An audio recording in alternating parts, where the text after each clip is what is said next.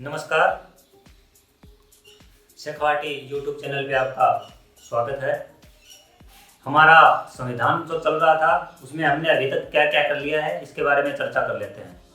शुरू में हमने संविधान सभा के बारे में पढ़ लिया, उसके बाद हमने संविधान का निर्माण पढ़ लिया।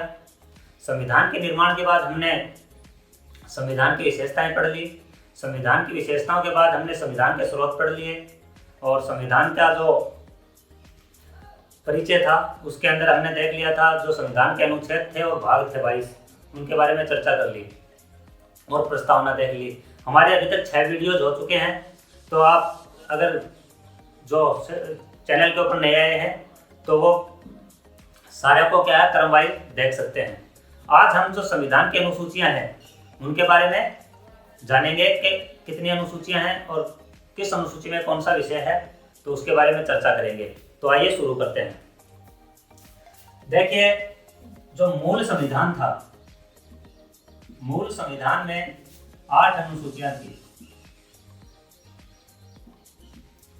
8 अनुसूचियां थी, लेकिन धीरे धीरे इसके अंदर बढ़ोतरी होती गई और वर्तमान में कितनी है, 4 और जुड़ गई हैं, तो टोटल 12 अनुसूचियां हो गई हैं। तो वर्तमान के अंदर संविधान में कितनी अनुसूचियां हैं, 12 हैं। मूल संविधान में 8 अनुसूचियां थी, लेकिन धीरे धीरे बढ़ती गई और 4 और जुड़ गई है इसके अंदर, तो कुल 12 अनुसूचियां हो गई हैं। तो पहले हम 2 भागों में पढ़ेंगे इनको। पहले जो मूल संविधान की अनुसूचियां थी उनको पढ़ेंगे और फिर जो 4 नई जोड़ी गई हैं उनके बारे में अध्ययन करेंगे। तो आइए शुरू करते हैं। तो पहली अनुसूची, प्रथम अनुसूची।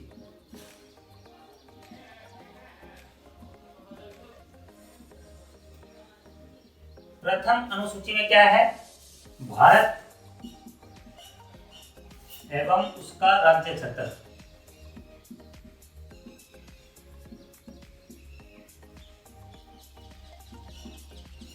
जो प्रथम अनुसूची है वह भारत और उसके राज्य क्षेत्र से संबंधित है।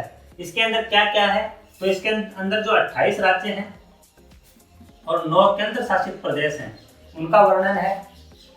अब देखिए, जब भी किसी नया राज्य बनता है या नया केंद्र शासित प्रदेश बनता है तो किस अनुसूची में बदलाव किया जाएगा, तो प्रथम अनुसूची में बदलाव होगा। ध्यान दीजिए, कोई भी नया राज्य बनता है या कोई भी नया केंद्र शासित प्रदेश बनता है तो किस अनुसूची में परिवर्तन होता है, तो वो प्रथम अनुसूची में परिवर्तन होता है। अब जो अगली अनुसूची है, दूसरी अनुसूची। दूसरी अनुसूची देखिए, दूसरी अनुसूची में वेतन एवं भत्ते हैं। वेतन एवं भत्ते। अब ये वेतन भत्ते हैं किसके, तो जो सरकार के जो पदाधिकारी हैं, जो संवैधानिक पदाधिकारी हैं, उनके वेतन एवं भत्तों का वर्णन कहाँ मिलता है, दूसरी अनुसूची में मिलता है। वो कौन कौन से पदाधिकारी हैं, तो राष्ट्रपति, राज्यपाल, मंत्री, या अब दूसरे ले लीजिए आप, राज्यसभा के सभापति, उपसभापति, लोकसभा के अध्यक्ष, उपाध्यक्ष, विधानसभा के अध्यक्ष, उपाध्यक्ष और विधान परिषद के सभापति, उपसभापति। इसके बाद उच्च न्यायालय और उच्चतम न्यायालय के जो न्यायाधीश हैं उनके वेतन भत्तों का वर्णन कहाँ मिलता है, दूसरी अनुसूची में मिलता है। अब तीसरी अनुसूची में क्या है, तीसरी अनुसूची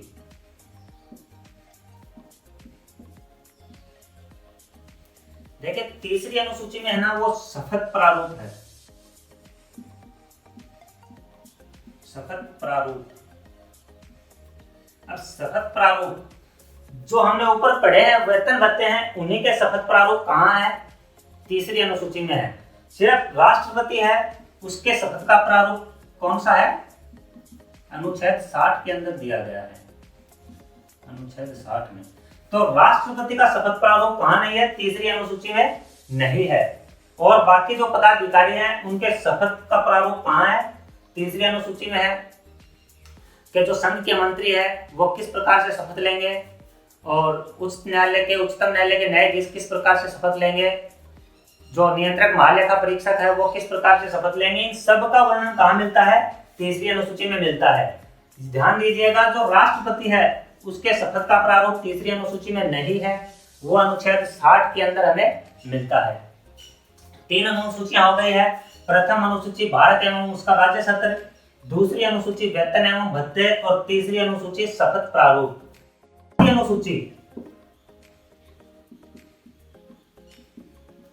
चौथी अनुसूची में है जो राज्यसभा है, राज्यसभा की सीटों का वर्णन है।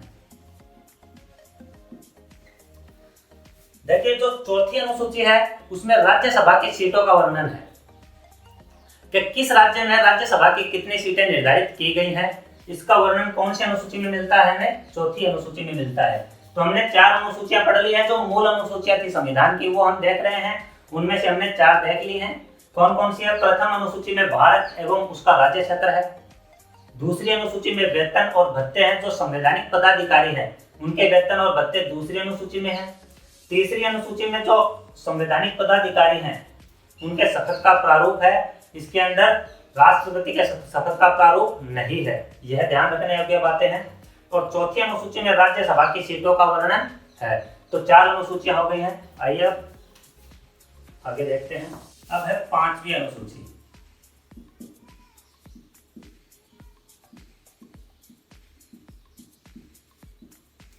देखिए 5वीं अनुसूची में क्या है? तो 5वीं अनुसूची में है अनुसूचित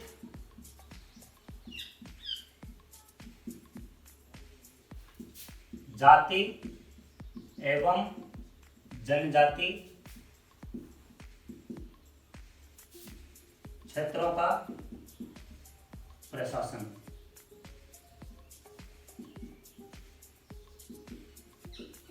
अब देखो छठी इससे जुड़ी हुई है, तो साथ ही देख लेते हैं हम छठी अनुसूची।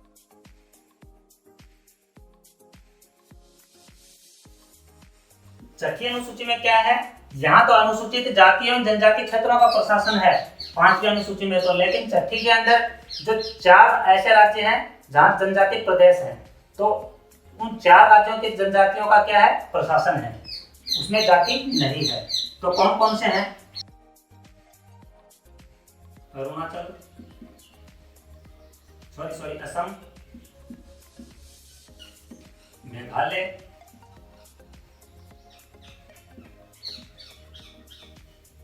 असम, मेघालय, त्रिपुरा और मिजोरम।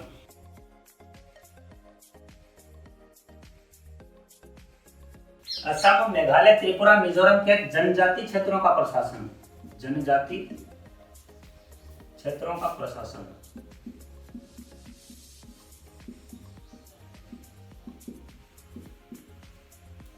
ध्यान दीजिए 5वीं अनुसूची में है अनुसूचित जाति एवं जनजाति क्षेत्रों का प्रशासन। यह संपूर्ण भारत के लिए है, लेकिन जो छठी अनुसूची है वह केवल 4 राज्यों के लिए है। कौन कौन से? जो उत्तरी पूर्वी राज्य हैं उनके लिए है असम, मेघालय, त्रिपुरा और मिजोरम। यहाँ के जो 4 राज्य हैं, यहाँ की जनजाति क्षेत्रों का प्रशासन कैसा होगा, इसके बारे में कहाँ उल्लेख किया गया है? छठी अनुसूची में उल्लेख किया गया है। तो 5वीं और छठी अनुसूची किससे संबंधित है? अनुसूचित जाति एवं जनजाति क्षेत्रों से संबंधित है। छठी अनुसूची सिर्फ 4 राज्यों से संबंधित है, असम, मेघालय, त्रिपुरा और मिजोरम। यहाँ के जो जनजाति क्षेत्र हैं उनका प्रशासन किस प्रकार से होगा, इसका उल्लेख मिलता है छठी अनुसूची में। अब आ जाइए 7वीं अनुसूची। 7वीं अनुसूची देखिए, तो 7वीं अनुसूची है उसमें 3 अनुसूचियों का वर्णन मिलता है। 3 सूचियां हैं। अब ये 3 सूचियां कौन कौन सी हैं? देखिए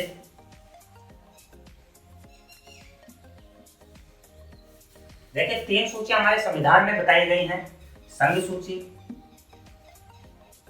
राज्य सूची और समवर्ती सूची।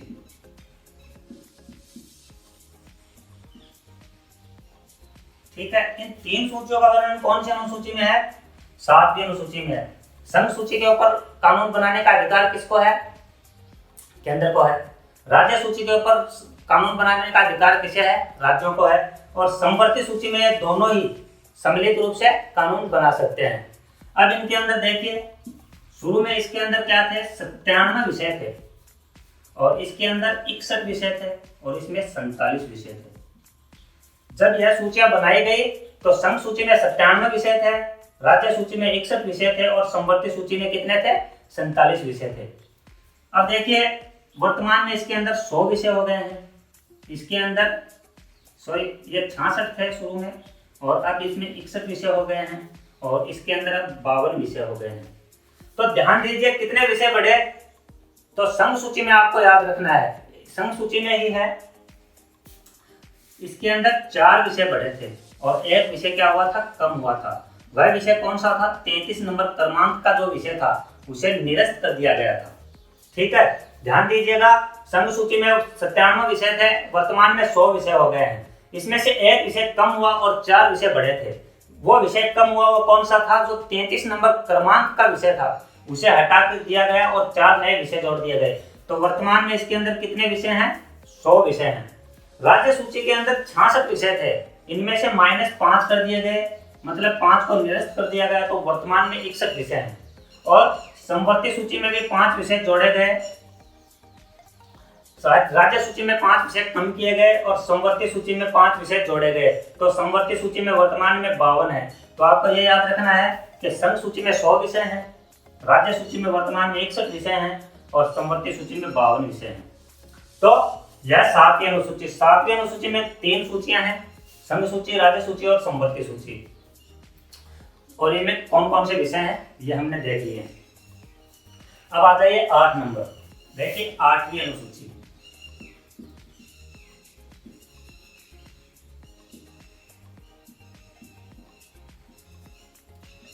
8वीं अनुसूची में भाषा से संबंधित है, भाषाएं हैं।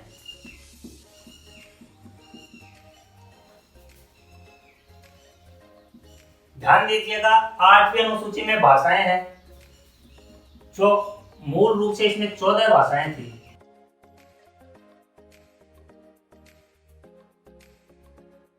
लेकिन धीरे धीरे क्या हुआ, इसमें भाषाएं जुड़ती गई, वर्तमान में 22 भाषाएं हैं। पहले इसमें एक भाषा जोड़ी गई, उसके बाद 15 + 3 भाषाएं जोड़ी गई और उसके बाद 18 + 4। अब जोड़ी कब कब गई, तो देख लीजिए, एक जोड़ी गई 21वें संविधान संशोधन द्वारा। कब हुआ 21वां संविधान संशोधन, तो 1967 में। फिर देखें 71वें संविधान संशोधन द्वारा,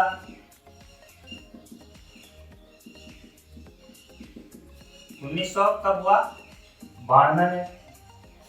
और उसके बाद अब देखिए इन दोनों को जोड़ेंगे तो कौन सा आएगा, 92वां संविधान संशोधन आ जाएगा।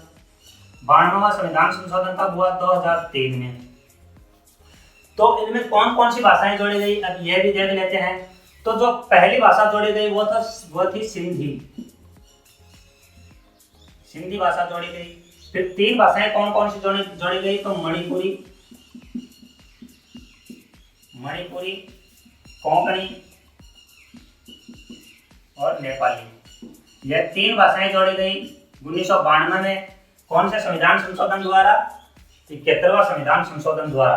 और जो अंत में 4 भाषाएं जोड़ी गई 2003 के अंदर, वो कौन कौन सी थी, तो बोडो, डोगरी, मैथिली और संथाली। तो 8वीं अनुसूची को आप ध्यान से देख लीजिए। 8वीं अनुसूची में क्या है, भाषाएं हैं। इसके अंदर मूल रूप से 14 भाषाएं थी 8वीं अनुसूची जब बनी। फिर 21वां संविधान संशोधन हुआ 1967 में, उसके अंदर इसके अंदर एक भाषा और जोड़ दी गई, कौन सी, सिंधी जोड़ दी गई। इसके बाद 71वां संविधान संशोधन हुआ 1992 में, उसके अंदर इसमें 3 भाषाएं और जोड़ दी। वो भाषाएं कौन कौन सी थी, मणिपुरी, कोंकणी और नेपाली। फिर हुआ 92वां संविधान संशोधन 2003, जिसमें 4 भाषाएं और जोड़ी गई, बोडो, डोगरी, मैथिली और संथाली। इन 4 भाषाओं का इस नियम से भी याद रख सकते हैं, बोडमास। गणित के अंदर एक क्या होता है, सूत्र होता है बोडमास। तो बो से बोडो, ड से डोगरी, मैं से मैथिली और स से संथाली। इसको आप याद रखने के लिए यह भी यूज में ले सकते हैं। तो 8वीं अनुसूची में क्या हो गई, कुल 22 भाषाएं हो गई। वर्तमान में कितनी भाषाएं हैं इसके अंदर, 22 भाषाएं हैं, 22 भाषाएं।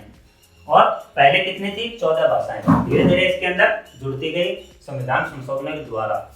तो हमने जो मूल संविधान की 8 अनुसूचियां थी वो हमने देख ली है। अब जो 4 अनुसूचियां बाद में जोड़ी गई उनको हम एक सारणी के द्वारा पढ़ेंगे जिससे आपको आसानी से समझ में आ जाए। ठीक है, तो जो बाद में जोड़ी गई अनुसूचियां उनके बारे में हम देख लेते हैं। देखो कौन कौन सी बाद में जोड़ी गई, 9वीं अनुसूची, 10वीं अनुसूची, 11वीं अनुसूची और 12वीं अनुसूची। किस संविधान संशोधन द्वारा जोड़ी गई, तो प्रथम संविधान संशोधन द्वारा, फिर हुआ 52वां संविधान संशोधन, उसके बाद हुआ 71वां, 73वां और 74वां संविधान संशोधन, 73 और 74वां संविधान संशोधन। तो यह संविधान संशोधन हुए। तो ये जो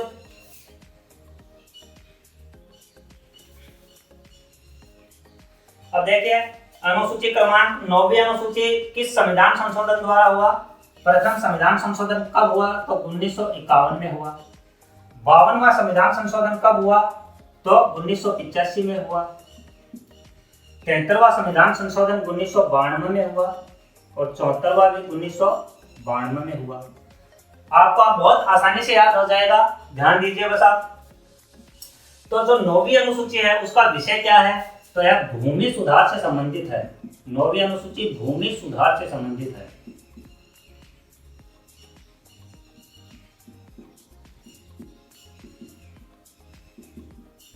देखिए जो 9वीं अनुसूची है,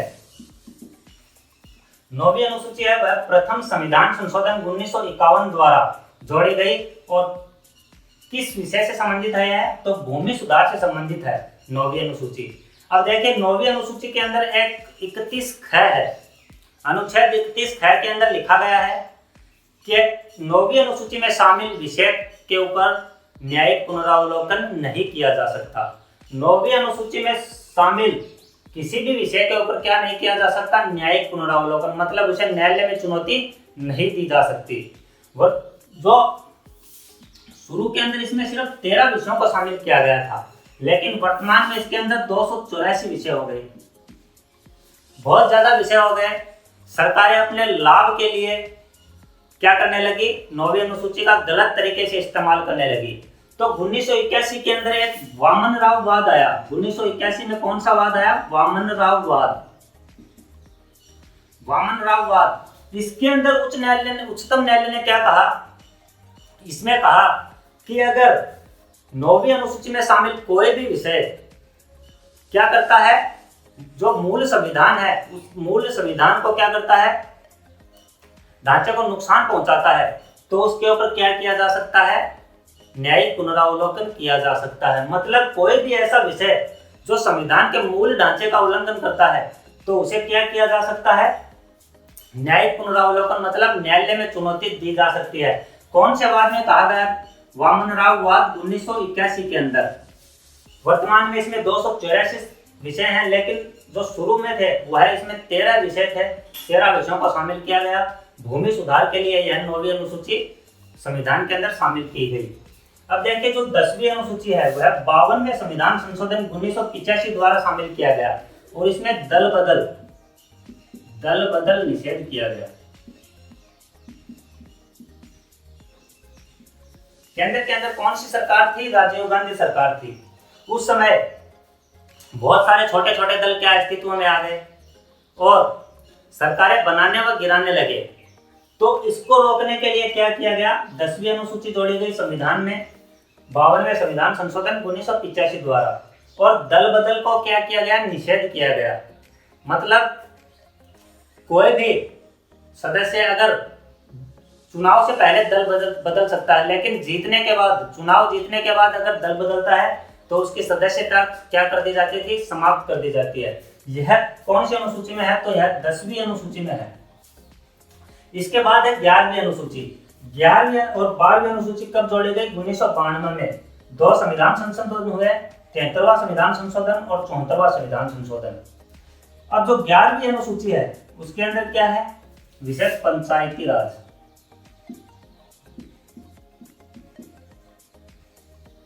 जो पंचायती राज है उसे 11वीं अनुसूची के द्वारा शामिल किया गया और पंचायतों को कितने विषय दिए गए, 29 विषय दिए गए।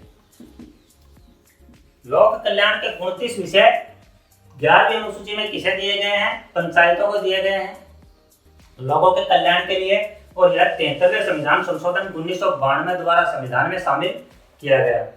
इसके बाद जो 12वीं अनुसूची है यह 74वें संविधान संशोधन 1992 द्वारा जोड़ा गया और इसमें नगर